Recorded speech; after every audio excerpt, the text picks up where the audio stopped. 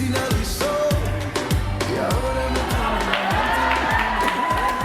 right, so I thought I'd infuse some Latin tunes into the walk-on songs. How does that sound? That's good, right? Perfect. Well, this is Facebook's Mobile Studio School. Very excited to present this, but first, I want to tell you about myself a little bit. So I was born in Houston, Texas. Oh, wow. Houston, yes. Stros, I'm supposed to say something about the sports. Okay. Cool. So grew up there to son of an immigrant and a mom from Ohio. Obviously, kind of got the Ohio side there.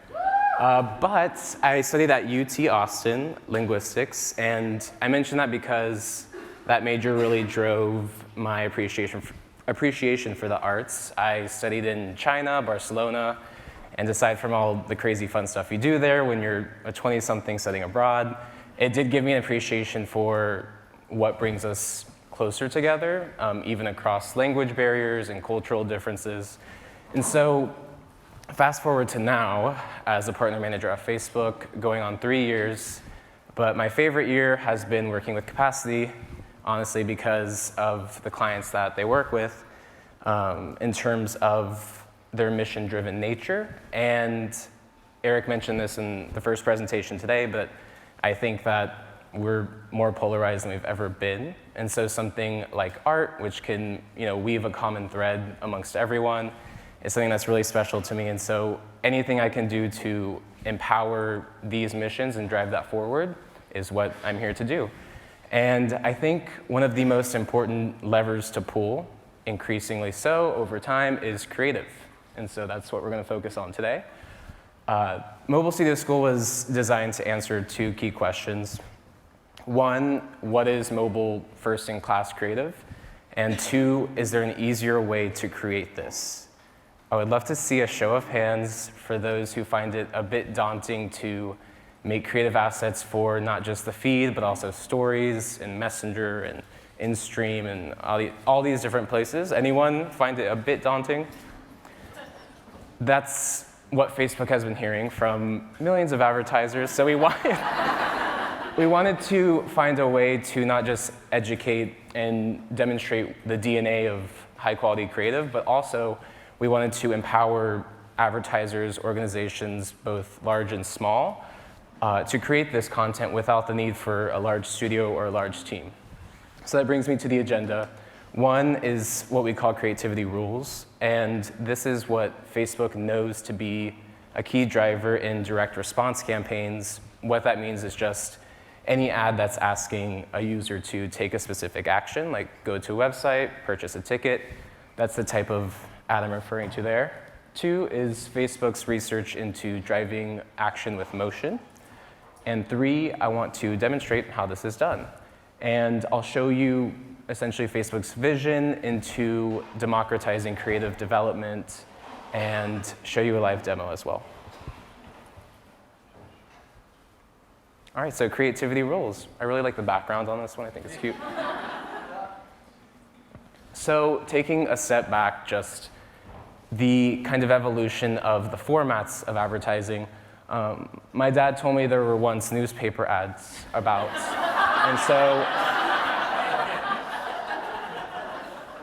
and so as you can see, there's a common thread as we move from print to those early TV ads, like those things from As Seen on TV that I wanted to buy but never could, to the very first right-hand side ads on Facebook, and even towards the first link ads on Facebook. At first we kind of saw this really common thread of you have the price points, you have lots of text, and you have the value proposition kind of just explicitly mentioned there. And for a while, this has kind of been the formula that's been used, just slightly adapted to digital or different formats across traditional and digital. So why has it maintained this consistency? Facebook really drilled it down to three things. So one, production historically has been super expensive. It's not cheap to go to a production studio. It's not cheap to hire new people just to kind of increase the volume of your creative assets. Placements have typically been discrete, like those newspaper ads, kind of those late night TV shows the things where we're kind of asking people to take action and purchase have historically taken sort of a backseat to kind of the more glamorous TV spots that are meant for brand building and such. And also, it's working, so why change? That's kind of been the mindset for a bit. But disruption occurred. So the mobile attention span has changed everything, and I really like to give this example in terms of just to give you perspective in terms of how much content we're consuming. It's like a little bit sad, but so each day, do we know the Statue of Liberty? So if you were to basically line up someone's newsfeed in terms of how much they scroll each day, it's the same height as the Statue of Liberty. And that was a couple of years ago. I'd venture to say it's probably surpassed that now. So anytime you see the Statue of Liberty, think of that. But with this came this democratization of kind of access to screens everywhere.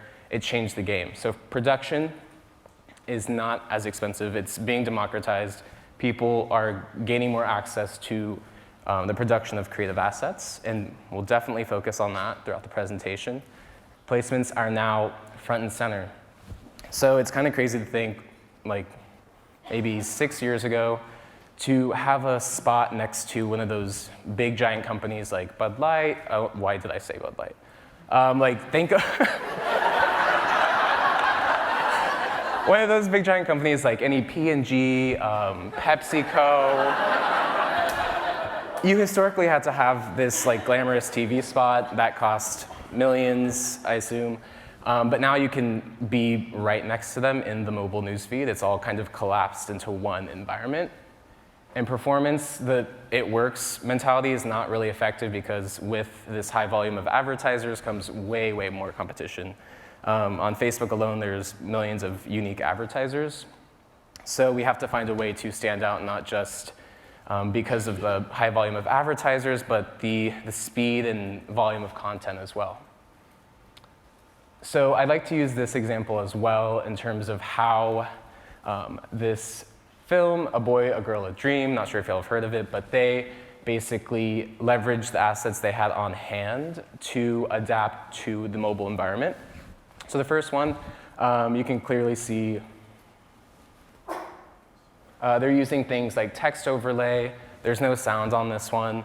It still performed well, however. And I also want to show next how they're kind of using testimonials, weaving that into the strategy to create a mobile-friendly asset. So we'll watch that. You know my life, really? Yeah, because I live here. The City of Dreams, right? In this scene, Omari Hardwick, who plays Cass, he originally came to LA to be a filmmaker, and he settled into his life of promoting parties. And he meets a woman played by Megan Good. She challenges him. You came out here to do something. Are you just giving up? And then he turns it around on her. I'm not even trying to follow you, G. At what point do we actually say, what do I really want to do? What do I really love? It is definitely the harder path. I know it's been for me. See, I'm kind of into that. And I think what's special about this is that they didn't have to shoot anything special for mobile or for social. They kind of just had cutaways to a testimonial from their actor. You could do this with a dancer, any type of performer. And then scenes from the actual performance or kind of sneak previews, and just kind of weaving those together can make a really compelling mobile-friendly asset. And stories, a big one. I think it was daunting at first given the completely different aspect ratio, but they were able to adapt pretty easily, just leveraging text overlays, a few logos, and also just kind of an image from the film itself. So it kind of becomes less daunting when you think about how to plug the different pieces of what you already have, just making it fit to mobile.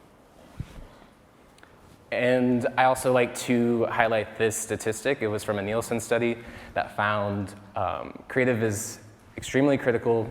A data point to give there is that 56% of a brand's lift in incremental sales for all digital advertising can be attributed to high quality creative. And that's pretty significant, over half of the entire success of the campaign. And I saw some other third-party studies as well that even put that number up to 70%. So it's kind of a consensus that it's a majority of the campaign's success. And this was kind of analyzing all the different factors of the Facebook delivery auction to assess which levers were really the key to driving purchases or lift in brand awareness, what have you. Yeah. Just to give you another visual of how a simple edit can really drive a business difference or a difference in pushing your organization forward. Let's look at this simple Aveda ad. On the left, you just see a static image, no text, no nothing. They decided to experiment with adding some simple motion, adding some kind of sound off elements, just in case the user has their sound off. As you can see, it's fairly simple. They really just, like I said, added text, had some transitions to different creative assets, and saw a 22% lift in incremental sales versus just using that asset on the left. And towards the end of the presentation, we'll see how to make these in a really simple way. If I can do it, I know y'all can.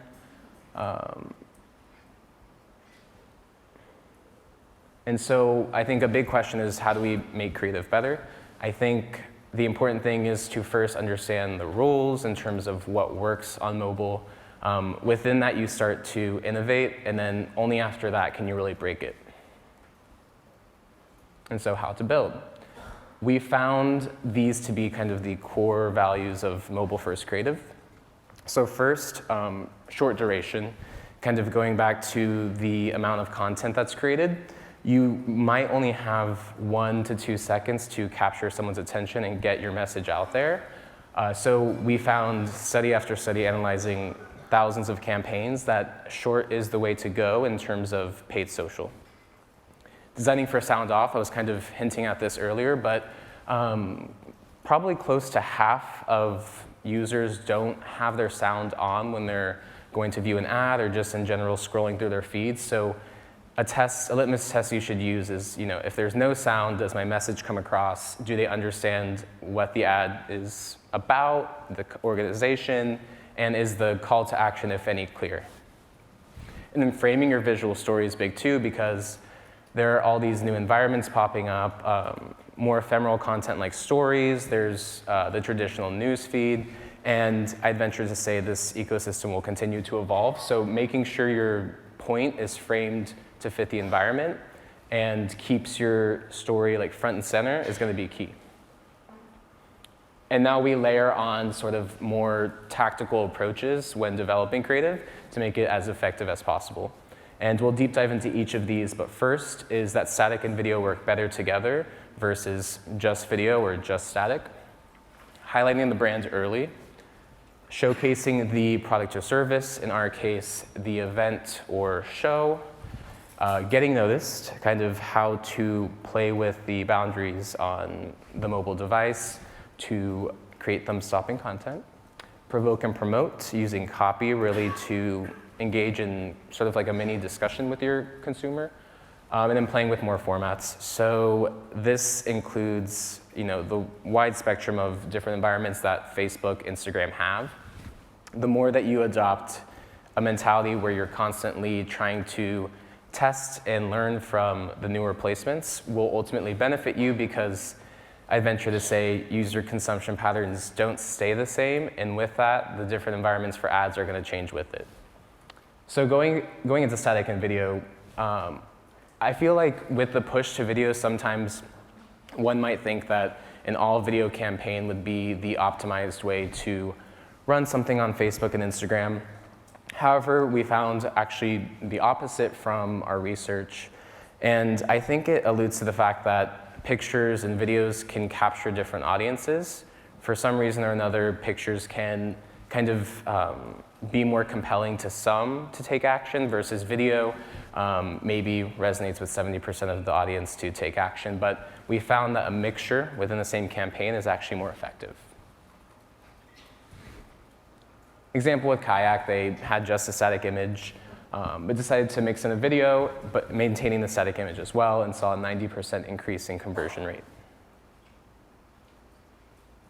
There's really simple ways to add motion too. I feel like when you just throw out add motion, you're like, what am I supposed to do? There's really 4 basic things we could do. One is just have any element of the ad kind of move. You can even just have like your brand or organization's logo kind of moving about. Showing the benefit, kind of, I think a good example of this was with Carnegie Hall, where you could like envision yourself in the actual performance venue and kind of just getting a sneak peek at what is the benefit of me attending this concert. And then just like a demo, so this would just be kind of demonstrating what the show or performance would look like without revealing the grand finale, you know. Highlighting the brand early, and I talk about this with a lot of my advertisers who run big brand awareness campaigns, but it also works for driving ticket sales as well. Having some association with your brand within 3 seconds is really what we recommend and what we've seen work. This just mirrors the consumption behavior of people. They might only spend 1, 2, 3 seconds with an ad, so another test I would use is when you just look at the first 3 seconds, could you know it's your organization? Could you know it's about the specific show? If not, I would suggest kind of rearranging and making sure you cast the wide net to get everyone's attention. And so some examples here.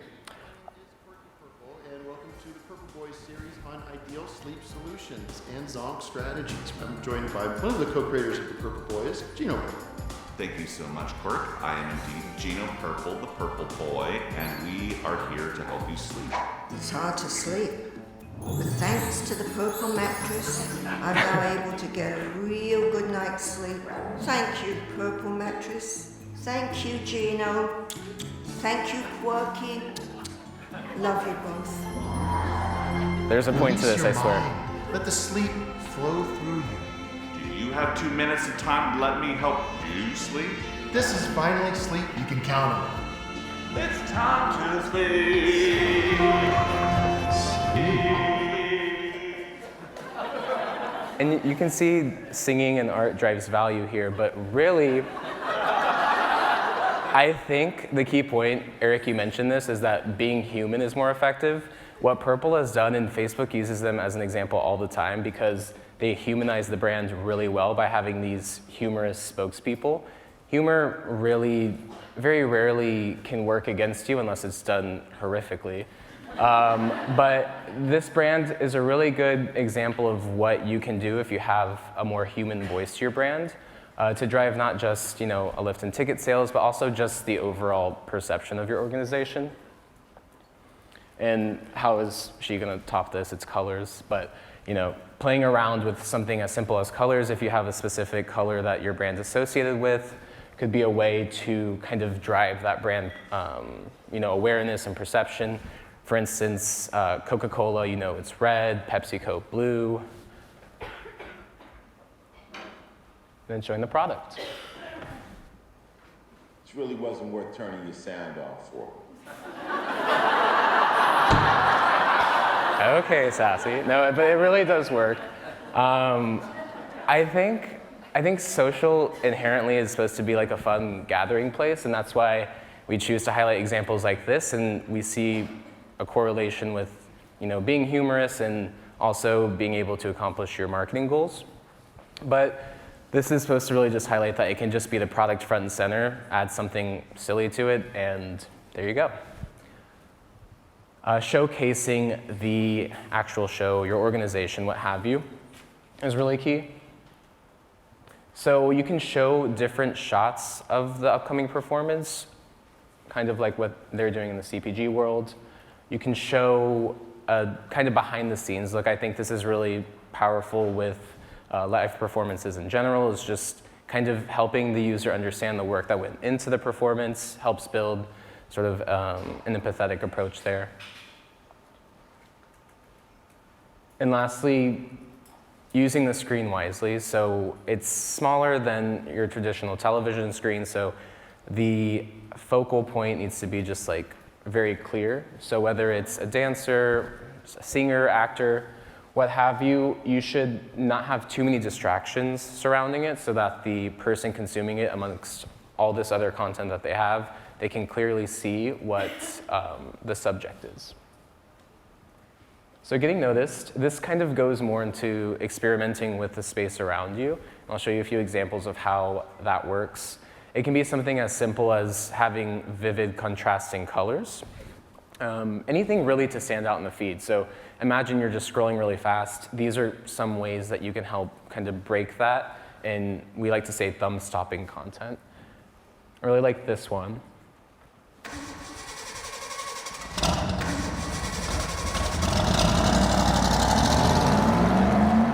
Whoa.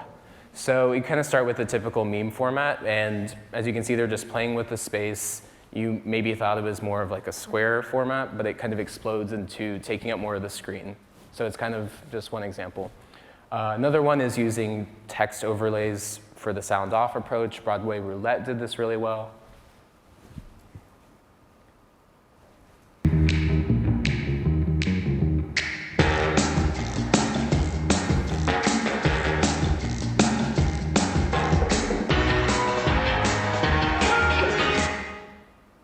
So text captions, and then just any quick cuts and movements. It doesn't have to be any grand production, but we are finding that movement is more captivating.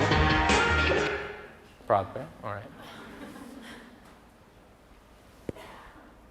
Provoke and promote, and I get a lot of questions about copy, and it definitely is an important element to your creative assets.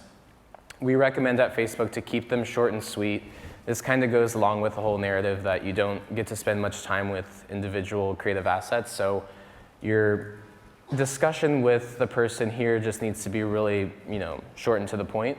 You can see the first one kind of just has a deal. So if there is a, hot ticket sale with a, one-day discount, that could be a place you could easily stick that. Purple is highlighting just kind of a demo in a way, and AirAsia here is highlighting another deal. But 280 characters or less is what we recommend, because we're finding that people aren't really reading blocks of text, and your message should be more intrinsic to the actual video or picture. You should get the point really without the caption. The caption is kind of just like an extra layer that you can put on top. And play more.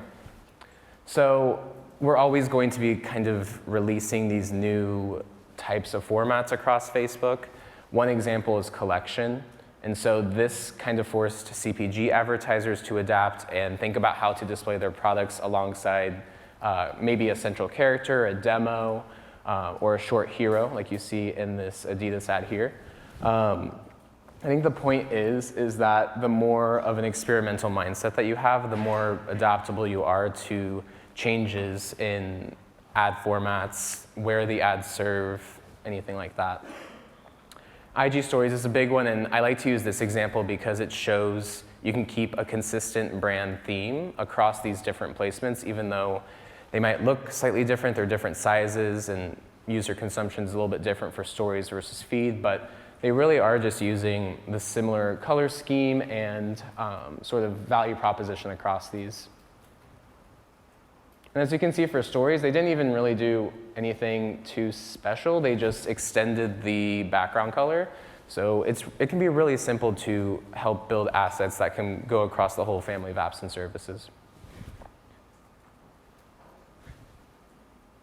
And by embracing this mixed placement approach, not just focusing on one place where people are, Kayak saw a 50% improvement on ROI and a 5x increase in conversions.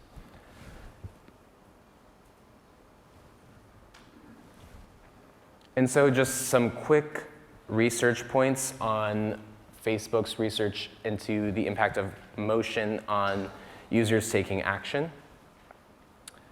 In general, we found that videos hold 5x more attention than just a static image.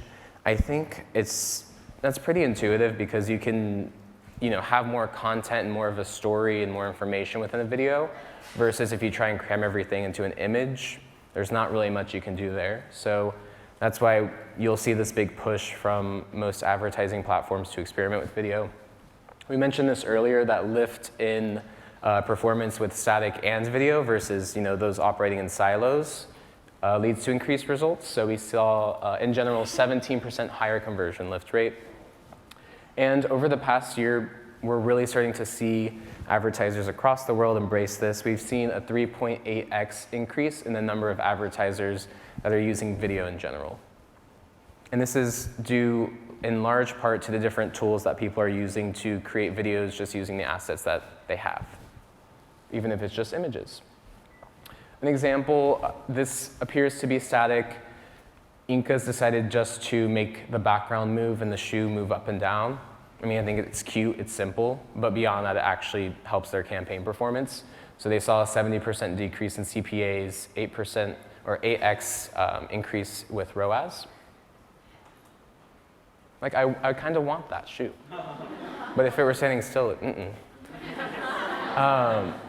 let's say that you want to lengthen your donor list, or you want to have people register for a newsletter, any way that you want to kind of get the email address for whatever purpose you might have. It has a similar impact too. So StoreHub saw a 2x lower cost per lead simply by incorporating motion into their lead generation campaign. Again, as a recap, there are many ways to add motion. There is the standard text animation, as we see it with this MTV Women in STEM ad. You can really just have kind of this flip-flop between text and images.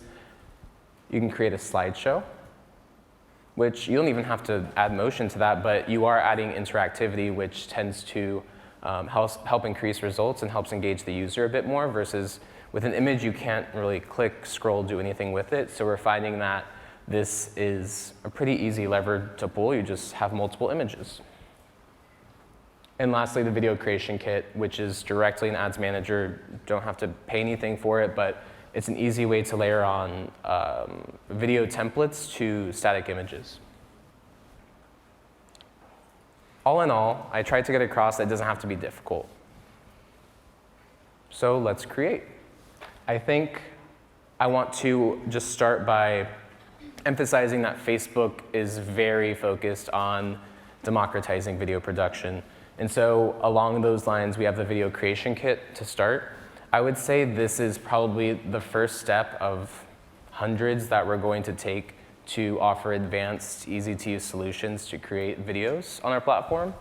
But this is essentially a collection of video templates that you can layer on to images to make really nice videos. I've actually played around with this too, and if you haven't, I'd recommend just toying around with this tool. Like I said, democratizing video creation. What was once reserved for the largest corporations, largest production teams, is slowly, through the power of things like the iPhone, like the camera's incredible. I think someone mentioned earlier they just had I think it was during the panel, a stabilizer and an iPhone, and that really can be all you need if you are strategic with the content that you have. Mobile Studio is a curated collection of apps that Facebook has carefully vetted to make sure that they are high quality and can actually drive results. And each of these apps, usually, I think the most expensive one maybe is like $15 a month, which that's cheaper than a human, that's cheaper than, I mean, with labor laws and such, yes. It's cheaper than going to a production studio. So these are all really cost-effective ways, and they each have their own strengths. So I played around with a few of those. Boomerangs, we saw one earlier. It's literally just like a looping type of video. Some advertisers, even the largest ones, will leverage these because it appears very native to the platform. I think someone mentioned earlier as well that the squint test, it kind of goes along with that. You want to appear organic while getting your message out there. Some of these apps can just simply crop, rearrange long-form videos, and some of them are more template-based. But there's a lot of different apps out there, depending on what stage of the creative process you're in, that can really help to transform what you have and make it fit all the different environments of Facebook, Instagram, the entire family of apps and services. And so I went to a coffee shop, and I decided to try this out myself. I got the Ripple app. I paid, I think it was a $10 per month fee. I will be expensing that, but and I had to do it a couple of times because notifications pop up at the worst time. It's like, you decide to message me now? Okay. But here we go. So it's simple. You kind of just start by selecting the images of your choice. I think you can choose up to 12, yeah?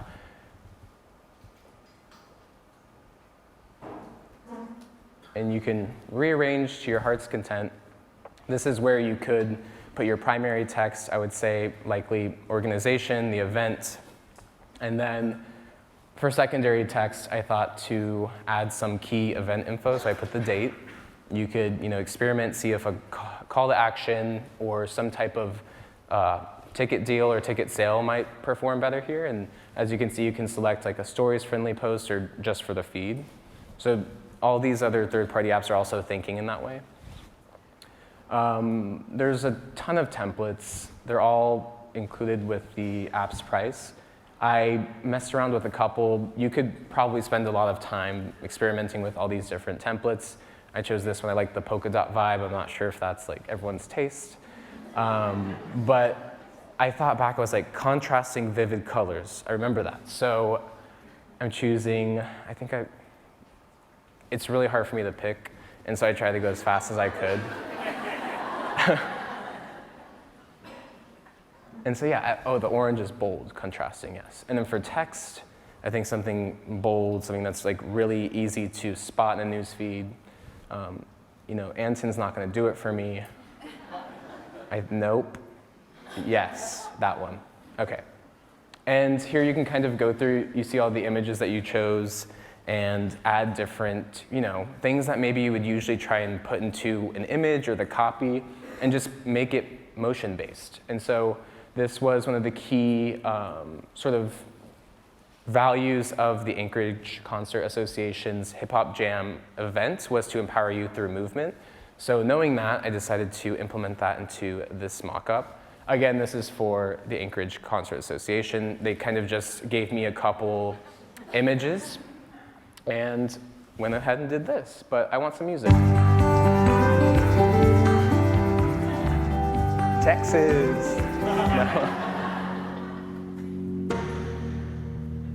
Nope, that's not it. That's cool.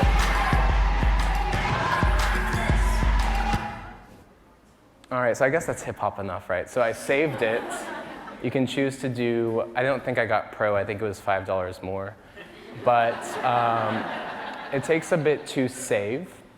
What I think is really neat here is, especially when you're managing your organic presence, you can choose to share it to groups, Instagram, the whole, and I guess there's other ones like Twitter? So you can share it there too. It's all up to you. And then once you click share, it kind of just goes into the Ripple cloud. And I went back to my photo album, and just like cleaned it up. And here we go.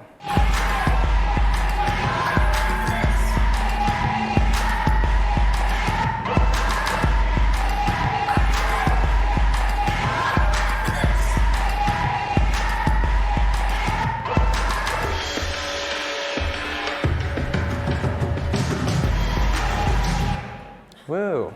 So there's that. Thanks.